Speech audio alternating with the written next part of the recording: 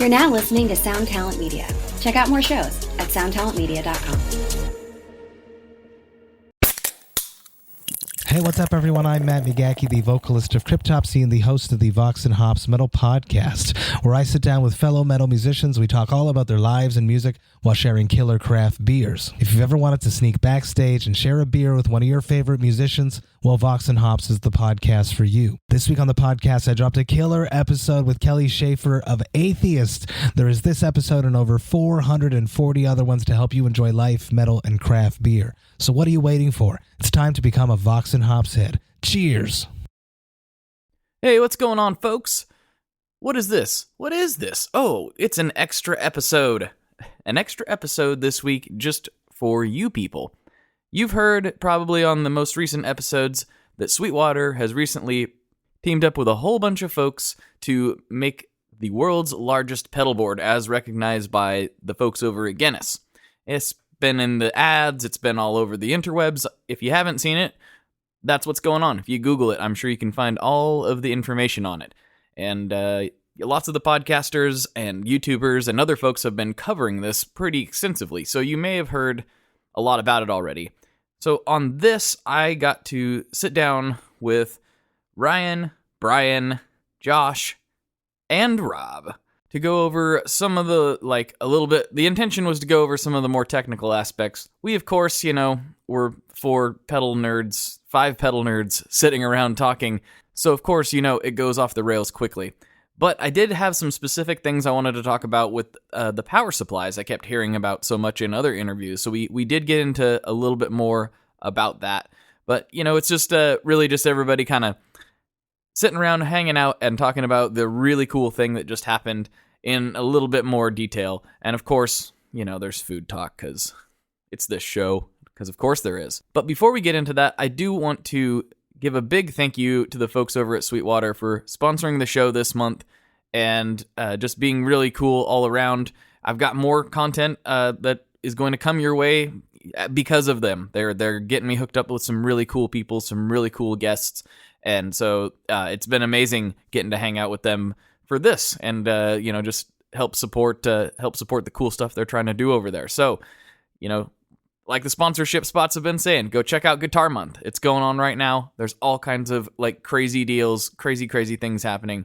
I won't talk about it too much more because that information is available. So go check out Sweetwater and let's get into this episode.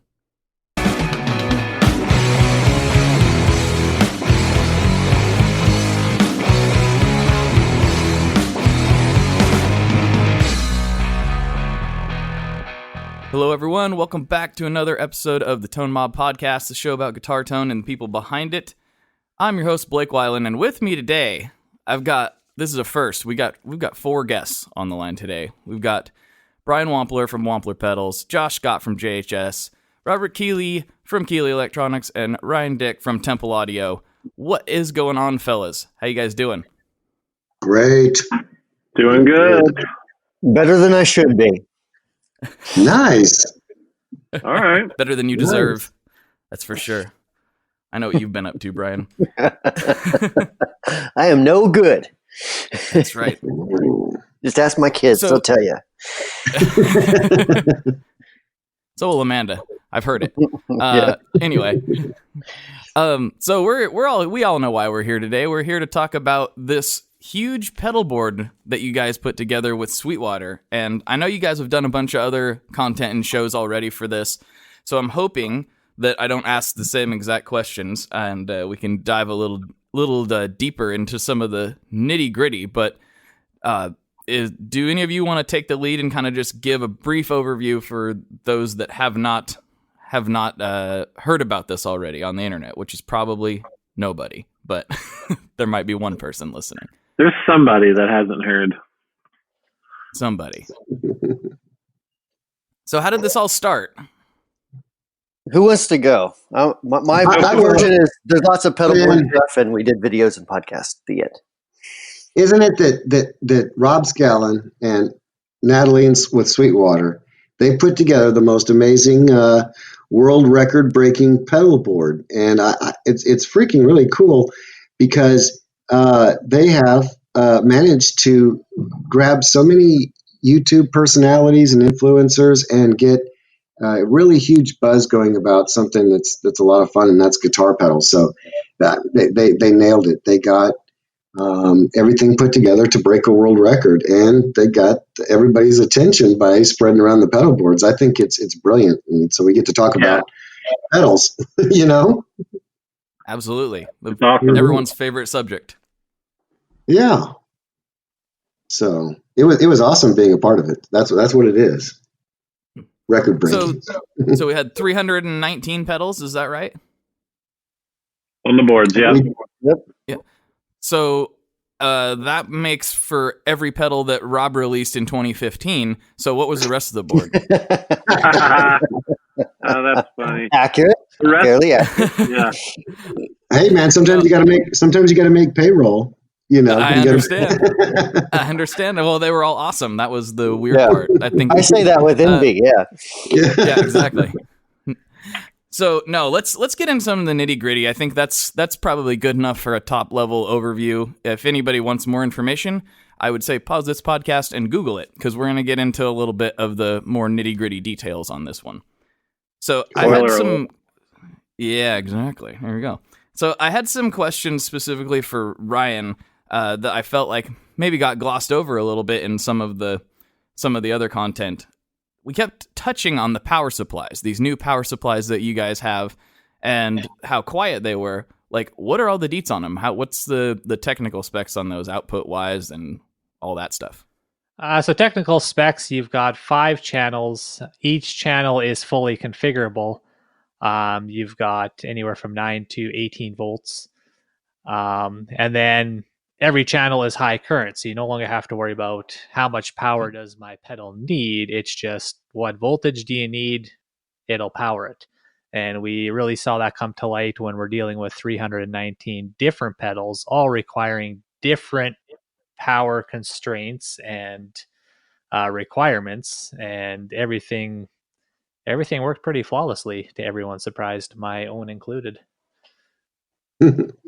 That sounds like just when you think that something basic like a power supply, like, well, how much more exciting can we get? As soon as I heard that, like, this went off without a hitch, and a lot of it was thanks to that, I was like, oh, I'm suddenly nerding out about power supplies. I need to know more. So I think it's just not a thing that I usually do. I think it's the one topic kind of in the whole pedal world that maybe isn't looked at enough, or users don't think enough about what kind of power do I need for these pedals, especially as pedals get more complex and more cool. The power requirements also change relative to the pedal, if that makes sense. Yeah, they definitely, the consumer doesn't look at the supply enough. No. I mean, I think we can all probably nod our heads in agreement or, vocalize this, but most of the the noise issues that you hear people complaining about, it's either their power or their cables most of the time, right? I think on average, I think we've plotted it out, and I bet you Josh and Brian can both agree with numbers similar to this. We can field 3 phone calls a day that or emails that are power supply related. They're using a switching, try to cover it all type of power supply, and that is just woefully inadequate for powering today's digital and analog products. That's, I think that was the most exciting thing about the pedal board thing, honestly, was realizing that all the power supplies worked and they were sufficient to do the job quietly. And like you said, the consumer, Josh, just doesn't pay attention to power supplies enough. How many times you talk to some guy and he's like, yeah, I got a $19 power supply. And I'm like, you need a $200 power supply. You need a $150 power supply. You have $2,000 worth of pedals on that top row. Why in the world would you trust it with, a plastic, Radio Shack style wall wart, So don't do it. Get a professional audio grade product. Yeah, it's absolutely true. Like we have it's massive. It's like 70% of our emails, and it's just always, a guy with this killer guitar rig, and they're buying products that that, they'll even say things like isolated, but all that means is you have separate ports to plug into. And then you end up with the daisy chaining, all of us know. But it's just like, it's pretty wild because people, they get so invested in their rigs and they don't do power. And so when we got to this gig to build this board, I think all of us off the bat, there were some murmuring discussions like, I hope Ryan's new power supply works. Yeah. Because it's just like, you kind of, I mean, that was my number one thing was like, the power will make or break. We will all just hate this, or it'll be really fun because, I mean, you go build a pedal board with 5 pedals on it and you have power issues, and somehow this power supply was flawless. So that's a big, huge win. I mean, it's amazing. Yep. Same thing with us too. I mean, a big thing that we get customers asking us about is noise issues as well, like everyone else. But it seems like the email always starts out with, but I got this power supply off of Amazon and it said it should work. Like, oh, please don't do that. Don't start that way. Buy a good power supply. It's because it says isolated, but it just means it has separate ports. Right. So it's so frustrating. Yeah. just like all you have to do is power up your rig with your, one supply, and then get a real power supply like Ryan's, and just A/B the difference back and forth, and try to play along and listen to all that noise and that power robbing hiss and the problems that it causes, distortions and delays in the details of your playing, the details of the notes, and then switch back to, to Ryan's, then go back to the, one supply, and you'll wonder how you ever made music with all that noise going on, because it's really tearing apart your signal. It really is. All the detail that you spent money on is getting washed away in zzz. So, like, stop it. Get a real power supply. Be proud of it. There you go. There you go. Very nice. Yeah. Very nice. All right. Next question. So this is for everybody. If there was one thing you could change to like do this over again, is there anything you would change? Oh, more pedals. Easy. 638 pedals. We should have started there. I honestly, we all thought it would take longer. We basically had kind of set the record day 2, like by noon. We could have easily added. We could have just went nuts because everything worked so well. The power supplies, the board. We had enough people. We had so many people helping, and I would be with Robert. I would say let's shoot for like 500 pedals or something, or or just a fraction of your collection, 1,000. Yeah, Why don't we just bring Josh's collection and do it? I remember, but you gotta remember, guys, it'd be all batteries. We could get all those Mike Matthews batteries and just the one where he's flexing. The flex battery. His Hulk Hogan flex battery. I determined a long time ago that those are far superior for tone, just because of the biceps. Like, I mean, they're stronger. Biceps is stronger tone. Mike Matthews batteries for stronger tone. Mm-hmm. So never mind that about Ryan's power supplies. Just go Mike Matthews batteries. Is that what you're trying to say now? 'Cause I'm getting whiplash here. This is well, Ryan's power supply is actually small Mike Matthews batteries in a metal enclosure. There you go. That's what it is.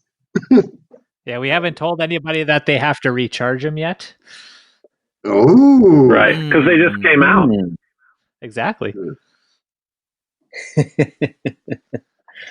No, I should say a lot of the credit to the power supply technology. Well, actually, all the credit is to Chalks. We did a collaboration effort with them and their power technology, which is, as we've seen, it's fairly superb in the audio for the audio industry.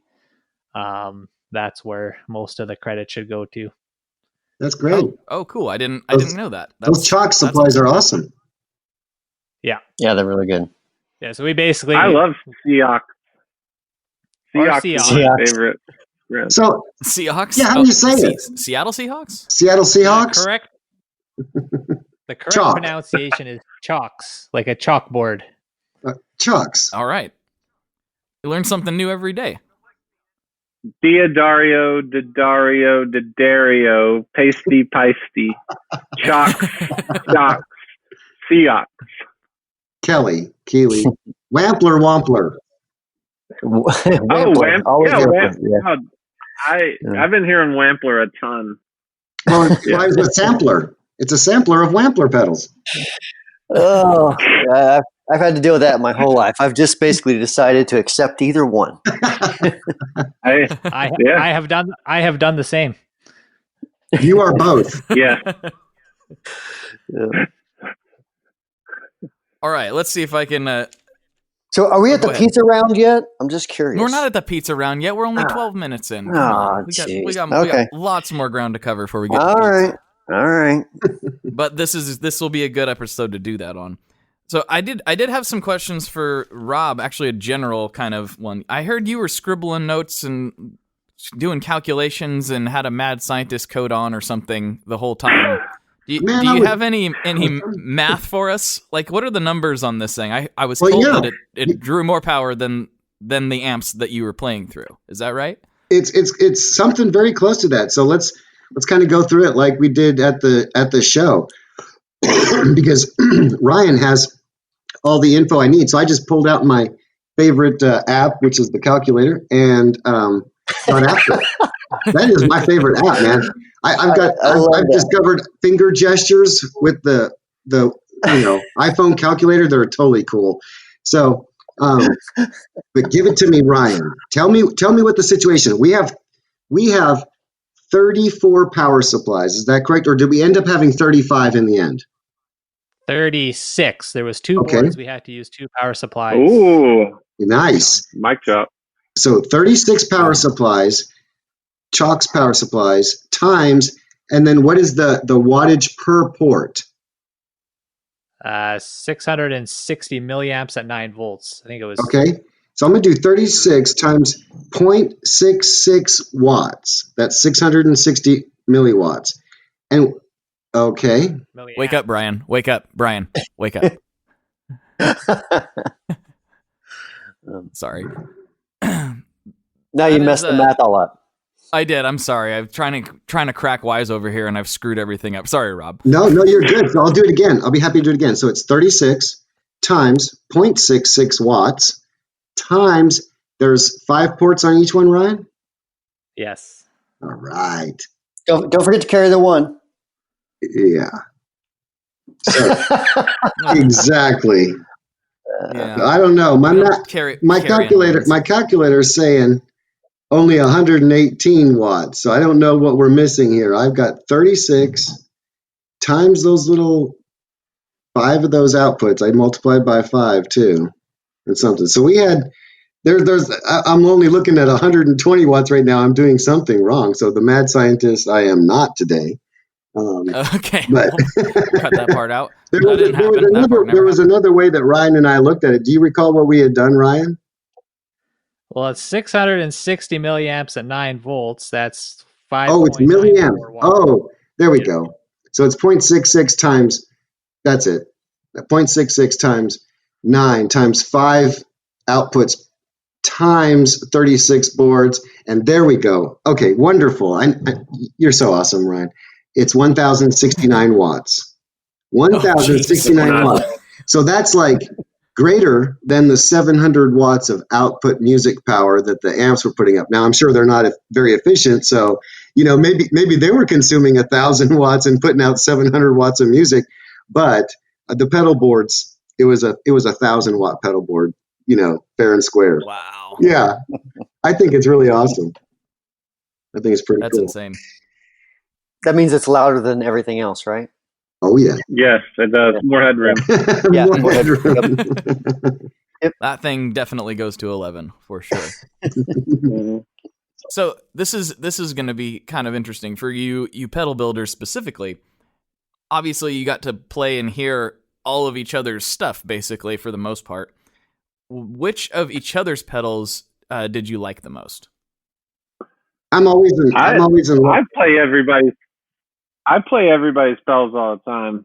I like them all. That's true. You do. You're a unique situation, though, Mr. Scott. They're all really good. I think I was most reminded of some classic stuff that you forget how cool it is. Like I've had a whammy in my rig on and off for 15 years, but there's nothing like walking up to a board with like a couple whammies and like, you realize the fun of some of these effects you kind of forget. That was my situation. I think there were a lot of cool, like really fun things because there were just so many things in front of you, and some of the old stuff, that's still in production, really fun, really great circuits. I like the tuner board the best. Yeah. No. Yes, of course you would, Brian. I mean, I honestly, I don't know. Personally, I feel like every time I answer this question, it changes.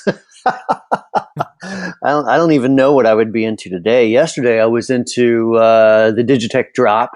The time before I was asked about it, I was into the Pog stuff. Today, I don't know, man. I guess today I'm actually more of a straight into the amp sort of mood. So I like the sound of the guitar straight into the plexis best. Just a tuner. How about you, Rob? Man, it was set up in such a way when we were trying to assemble this and get the world record that there wasn't a lot of space for listening to the pedals. But I think I'm always in love with the way Wampler pedals look and JHS pedals look. I mean, it's fun to see our whole industry on such a bigger scale. And then you realize that the 319 pedals that you have are, 1/20th of the number of pedals that Sweetwater probably carries. And so it was, the kind of the inspiration was more just like looking at our brands from, with 20 or 30 examples of our work that you could kind of look at. It wasn't so much that we could sit around and listen to the pedals. We weren't doing that. So, you have a kind of a different look on things at when you're doing this particular thing, you know what I mean? So a pedal couldn't hardly stand out, unless it was something like a noise gate. And you're like, yeah, that's the ticket. Noise gate. That's a really good point. Yeah. What noise gates were you using? Say it again, Josh. I was just saying that's a really good point. It was just like a big mass, especially sonically when they were all on. It's just ridiculous. Right. Yeah. The noise gate was the NS2 was the most, and the Eddie Van Halen distortion had one in it or something, right? I'm trying to remember. Exactly. Yeah, but is it on? I don't know if that's on all the time though, is it?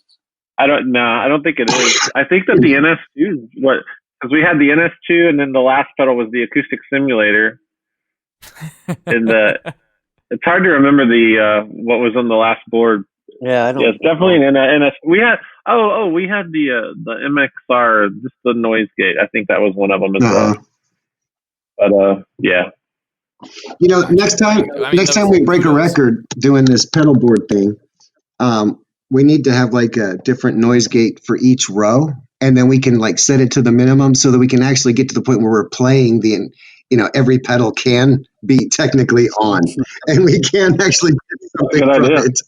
That would be kind of fun. That is a good idea. I kind of imagine that's how it was in my head, but this is a first time for everything, right? You know what Sweetwater should do next is like the most fuzz pedals. Oh yeah, world record. That'd be then great. They just need to come over to my house. That'll be fine. You got quite the pad. You got quite the barn or cabin or retreat.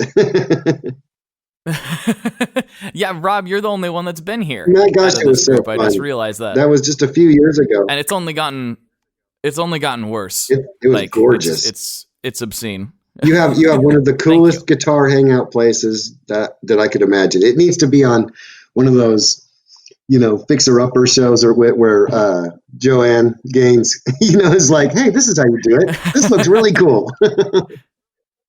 Yeah. Thanks, Rob. Appreciate that. Well, I don't want to take up too much more of you guys' time. I know you've got a million other shows you're doing with this and everything, so I feel like we might as well just kind of, I got to do a check-in. Josh and Rob, it's been a few years since I've got to talk to you on the podcast. Ryan, this is your first time, and we're going to have you come back for a full thing. But we got to do an update. What's everybody's favorite pizza right now? Oh.